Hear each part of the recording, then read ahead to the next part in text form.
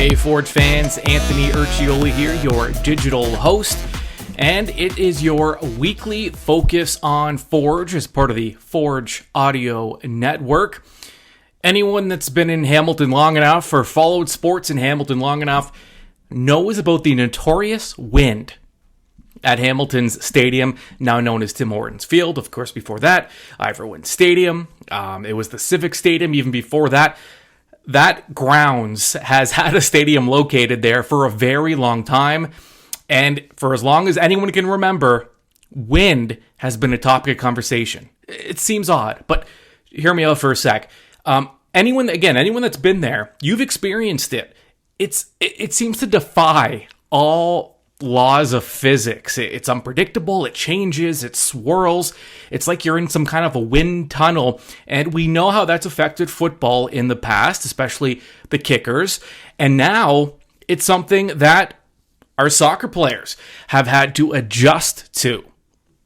Now, the wind can be especially challenging for goalkeepers. You know, Forge FC's Tristan Henry, who is one of the more active and aggressive keepers in Canadian soccer, he has to account for the conditions. Yeah, it changes the way the ball moves in the air.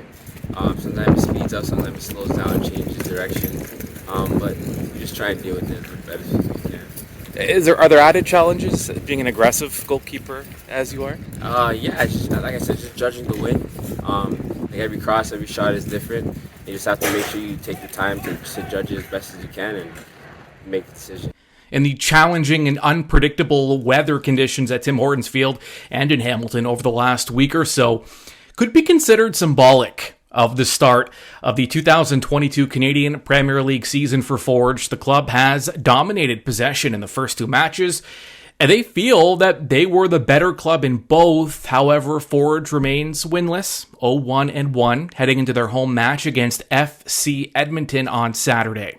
Yeah, I think we're doing the right things on the field. We just have to tighten up a couple of things in the back and just finish off our chances. But like I said, we usually start off pretty slow, and the season's not won or lost in the first month or two. So we just have to keep going and trust the process. Yeah, now finishing has been an area where Forge has been looking to improve through their first two matches. In the season opener against Pacific FC, I promise I'll stop bringing up that match. But let's just go back to it for a moment, because Forge had 65% of the possession and finished with 13 shot attempts in that match. However, only 3 of those attempts hit the target, and Forge lost 2-1.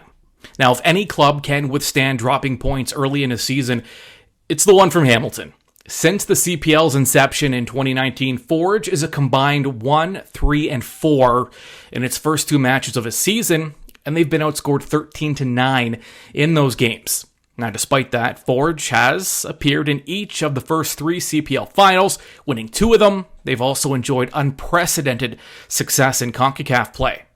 All right, joining us now on the Forge Audio Network is Oliver Platt, Canadian Premier League analyst for One Soccer. Welcome, Oliver. Through the first 2 matches, I've never seen a team more relaxed than Forge after starting a season winless like this. And obviously it's something they've just become accustomed to, starting slow and finishing strong. In those first 2 matches, did you see a team that just isn't too worried about the earlier results, so to speak? Yeah, I don't think it's an accident that they've started, each season slowly now. I think it's just kind of part of the process that they go through, right? The reality is this league is designed in a way where it's not about being the best team over the course of the entire season. It's about being the best team at the end of the season. And so, being the best, looking like the best team in the CPL on day one doesn't necessarily lend itself to, going down that path of peaking at the right time. And so I think Bobby Smeniotis has always been, no matter what kind of state his squad has been in, and this year there's probably been a bit more change on that front. He's always been about, building the style of play, building the identity of the team, easing into the season and growing the team as the season goes on with a view to, being at their best when it comes to October, November. So this is no different. I think there's definitely been some good signs there with Forge, but yeah, that does seem to be the approach they take year in, year out, and it's worked pretty well so far. Yeah, and you look at the offseason that Forge have, and it doesn't look like a club that's content with just winning CPL titles. I mean, that's great, but the aspirations seem to expand beyond that. They added a lot of depth this past offseason.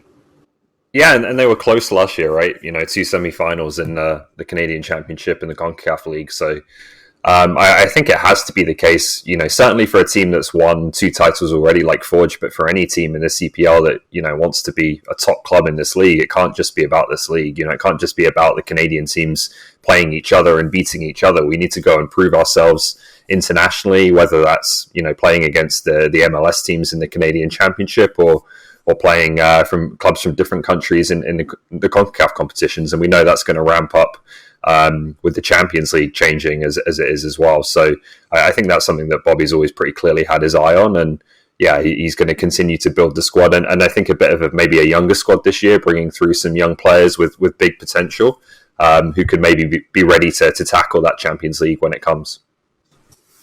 Yeah, and it's a good sign, not just for Forge fans, but I think Canadian soccer fans as a whole, that the Canadian Premier League debuts, people are kind of like, oh, I don't know, like it's to build a league from scratch. I mean, the graveyard of failed sports leagues is it's vast, and the fact that and I think Forge's approach kind of encapsulates the league as a whole, that this isn't a league just content on surviving and existing. I mean, they truly sought out to grow the game in this country, and I think it's reflective in even just Forge's approach this season.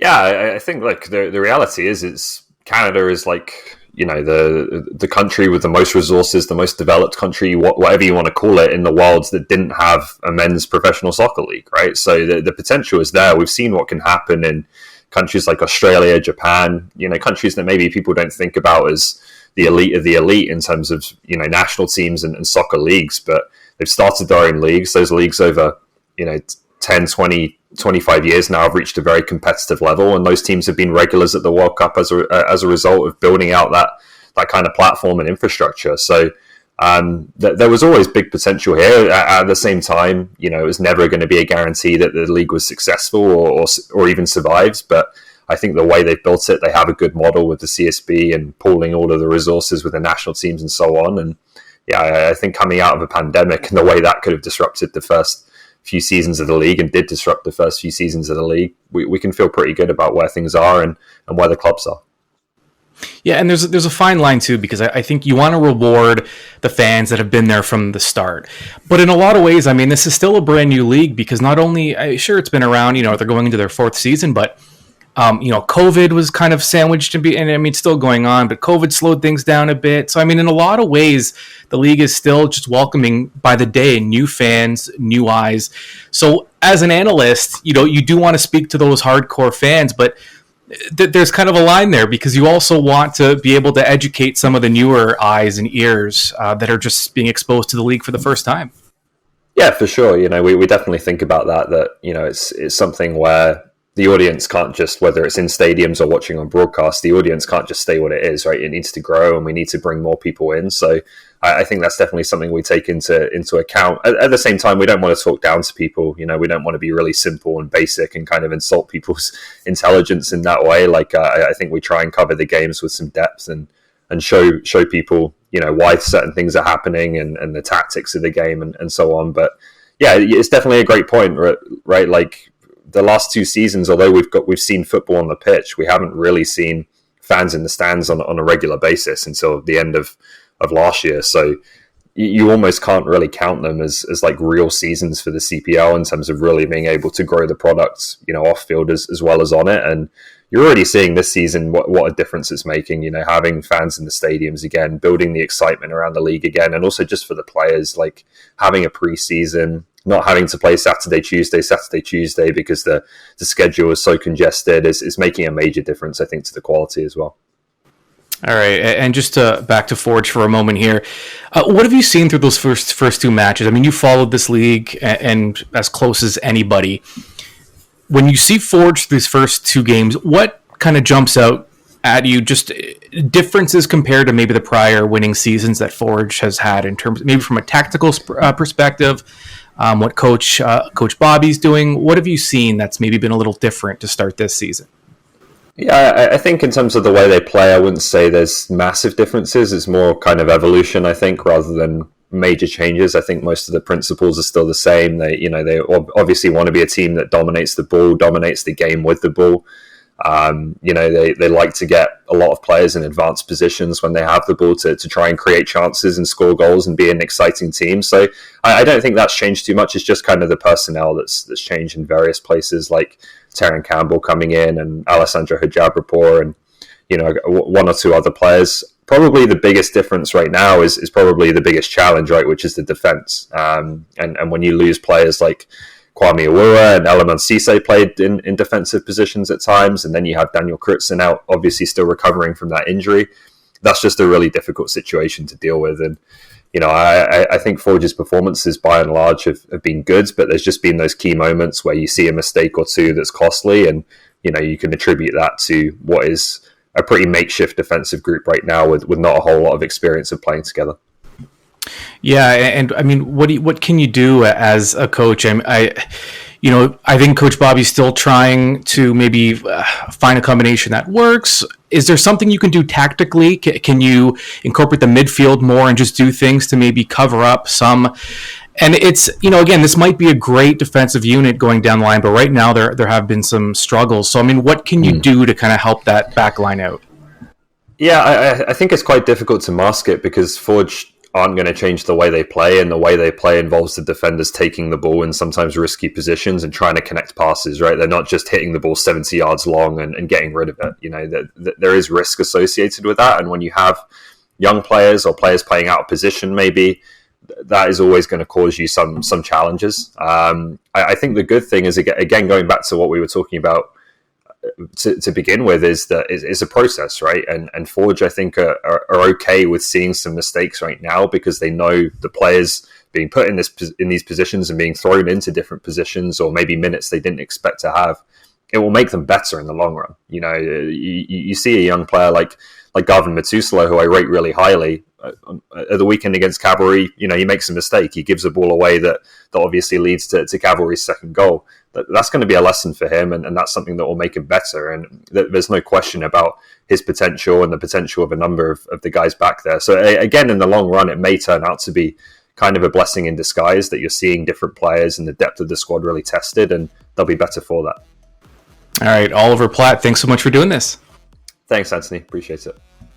Forge FC will look to collect 3 points on Saturday against FC Edmonton. Kickoff at Tim Hortons Field in Hamilton is scheduled for 4 o'clock. Tickets are on sale now. We'll see you there.